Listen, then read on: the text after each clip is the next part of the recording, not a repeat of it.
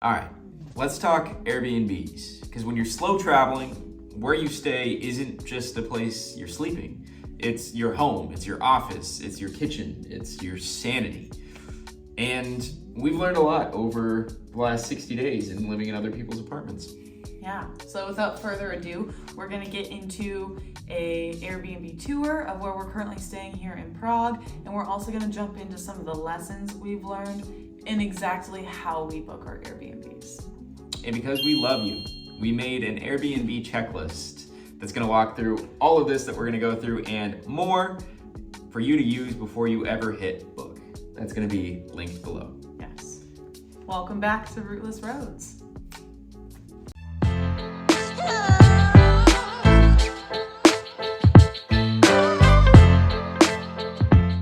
All right, so we're gonna cut to a quick little tour of what $1,500 a month gets you in Prague.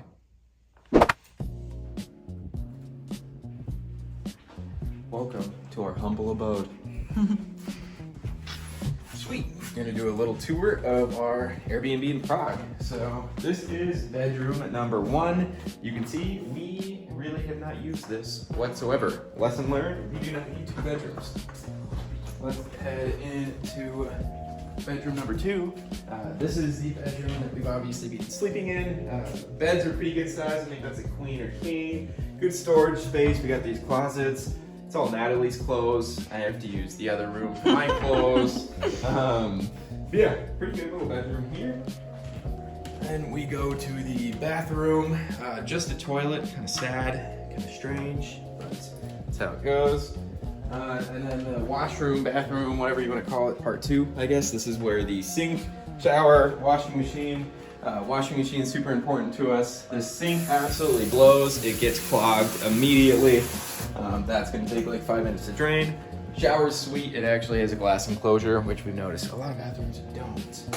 I'm gonna pass it over to Natalie here. And this is where we have our little kitchen. Very European size, but that is where we are. We got our electric stovetop. We do have a little dishwasher here. Microwave. Came with lots of plates and bowls, which is pretty cool. One thing that is missing, no oven. We give that a double thumbs down. That has made it to the top of our priority list when booking Airbnbs. We do have a pretty nice sized fridge going here though, which is cool. The freezer is covered with mold, so that's another thumbs down. Then you come into our living room, our office space, and where we binge Black Mirror. So we got the dining table, which has kind of become Dom's dedicated office. We have a nice big couch here. I do a lot of work here. Giant coffee table, which is nice. These windows are amazing in the morning when that sun comes in and we can just bask on the couch, read a book, do some journaling, double pane. So very well insulated. And yeah, that's pretty much our tour. So first things first, you just saw our apartment here in Prague. Let's jump into a few of the things that we like and a few of the things that we don't really love. First thing that we do like are all of the windows. There is great natural lighting in this apartment, and especially when the sun is out, sitting on this couch in the morning when the sun's pouring down on you is a great way to start our days. We love the location as well. We think we probably picked the best possible location for us. Yeah. We're about 30 minutes outside of Old Town and the tourism madness, and we're in a very locally lived in area. It's awesome. There's always people out walking their dogs. There's a bunch of parks all around us. There's great restaurants that don't get all that busy. The location is just perfect. Yeah. And then a couple things that we don't love, as you did see in the tour.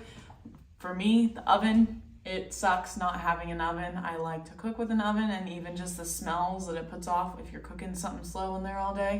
So that is a big bummer to not have one of those in this kitchen. Yeah, the other piece is it just feels fairly sterile. It kind of feels like a hospital. It feels like nobody's ever really lived here. Like it's always just been an Airbnb. All the wall art is very motel-esque wall art. It's just white and sterile with yellow stains. There's no throw blankets on the couch. Like, how are we supposed to cuddle up and get cozy? Yeah, a lot of the small things actually matter more when you're staying in a place for a month, which we have learned. Let's jump into our updated booking process. So this is actually an old system that we built, but it's been fully updated and revamped with all of the lessons that we've learned over the last few months. It's a 7-step process that we're just going to walk through. So the first thing that we always do when we book an Airbnb is we research the locations and neighborhoods that we want to stay in. So for example, we knew that we wanted to go to Prague, but we didn't know where we wanted to stay. So we spent a good hour or two researching all the different neighborhoods, all the different Prague 1, Prague 2, Prague 3, and the elements that make each of those unique. So a couple of tips that we personally love is we like to be about 20 to 30 to 45 minute walk outside of the super touristy zones. Prague especially has an insane amount of tourists, even in November. A lot of the streets you're even walking down with people right next to you in areas with the clock, the bridge, things like that. So we do not want anything to do with actually living there. It's super easy to walk 30 minutes down to actually see it. So that's something that's worked really well for us both in Prague and Budapest, is not booking directly in the touristy zones, booking outside of it. You get better food, better restaurants, cheaper, way less people, it's more lived in.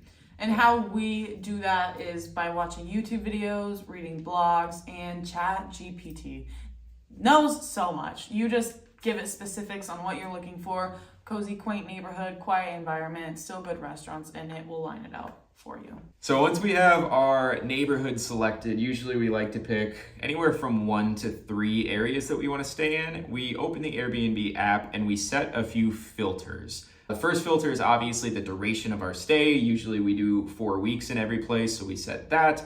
The next piece is we select the entire home. Airbnb has an option to actually just rent a room out of a house with other people. We don't want to do that for long-term stays. Another option that we always click is Wi-Fi. That's usually not that rare in Europe. Most places have Wi-Fi, but we check it just to make sure. A laundry machine, because we don't want to waste whole days dealing with laundromats and doing that whole thing.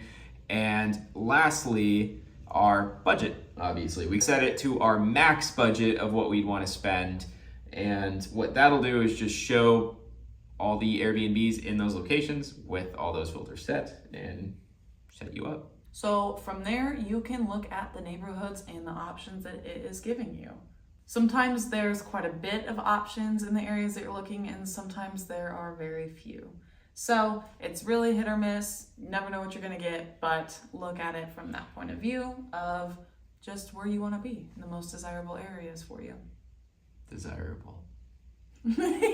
Then what you want to do is just start opening different Airbnbs in your ideal locations that are obviously in those filters and run what we like to call the snapshot test. Because this process can take days if you're not quick with it, we have a little system where we'll quickly analyze an Airbnb basically within 1 minute to see if it's worth continuing looking at or if it's worth just scrapping. So sometimes it's super easy. You know, the first picture and the walls are yellow and green and it's disgusting. That's an easy, just scrap it. But when they're okay and, you know, fairly past that initial snapshot test, we go through and ask ourselves a few questions, which are as follows. So we start with, is it clean? If it's cluttered and gross looking, pass. That's an automatic no. Second, is there a natural light? Windows are huge and really uplift your overall mood, so that's another big one.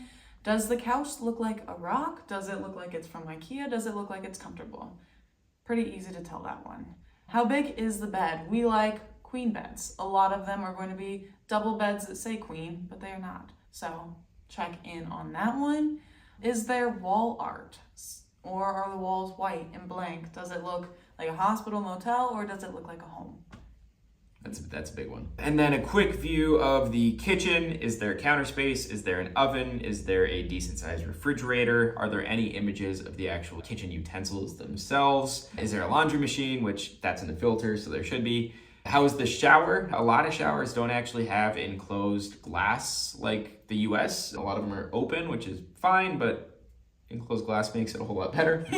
Are there any dedicated workspaces, large tables, any areas that we can turn into dedicated workspaces? That's been a hard one here. Is the only area that really works is this single kitchen table, which is what it is. And how's the storage look? Are there closets? How's the bathroom storage? At this place, we're living out of our toiletry bags. There's no storage in the bathroom. So just those little things matter. Now, it doesn't have to check every single one of these to pass the Snapshot test, but we definitely want it to pass 80-90%. These are pretty basic things, and as long as there's enough Airbnbs to go through, you will find Airbnbs that pass all of these. You'll find plenty. Once the Airbnb passes the Snapshot test, we dive into the reviews. Reviews are the most important thing. You are going to want to go through those like you are a detective. The more reviews, the better. You want to look for good reviews. What are people raving about? Are they raving that it felt homey, that it was cozy, that the location was good, things along those lines. But more importantly, you want to look at the negative reviews and what they're actually negative about. Now, some negative reviews are silly. We saw a 2-star review the other day for the apartment being on the 3rd story, and that was the sole reason that it was a 2-star review. But then a lot of them are actually really important to look at, like things like this. Like, we'll talk about how the sink clogs immediately in our review, if it doesn't feel homey, construction noise, location, safety, all of those things are really important to look at the reviews, and you want to make sure you don't just brush those under the rug. If there's a lot of negative reviews, really, if the overall listing is less than like a 4.4, it's probably not going to be an awesome space to stay for a month. Yeah. So that's another thing to think of. Most Airbnbs are pretty great for up to a week at a time. Like, this Airbnb would be perfect for a week. There'd be 0 problems whatsoever. But the fact that we're here for a month, things make a big difference. Yeah. So once the Airbnb passes the review test and the Snapshot test, what we usually like to do is just bookmark it and save that Airbnb, and then actually just repeat that process. We usually like to find anywhere between 3 and 5 Airbnbs in the locations that we want that pass both those tests for us to dive a little bit deeper into. What we are going to start doing, we haven't done this previously, but is actually message the Airbnb host before we book. Yeah, if you have any questions that are unanswered from the listing, just ask. It never hurts to ask. And if some of those questions are disregarded by the host, that's a telltale sign that that is probably not within the listing. Yeah. So that's what we'll do to help narrow it down. And then basically you just want to take those 3 to 5, narrow it down based on if there's a neighborhood that you liked more over the other, if one is a little bit closer to things you want it to be closer to, pricing, beds, all of that kind of stuff. You just want to start comparing and narrowing it down. Messaging the host can be a big one as well. And book it. Yeah. Go ahead and book it. Since we do book month-long stays, we try to book 3 to 6 months in advance. Yeah, usually we book around 3 months in advance, and that has worked well for us. Probably the sooner that you can book it, the better, but 3 months works.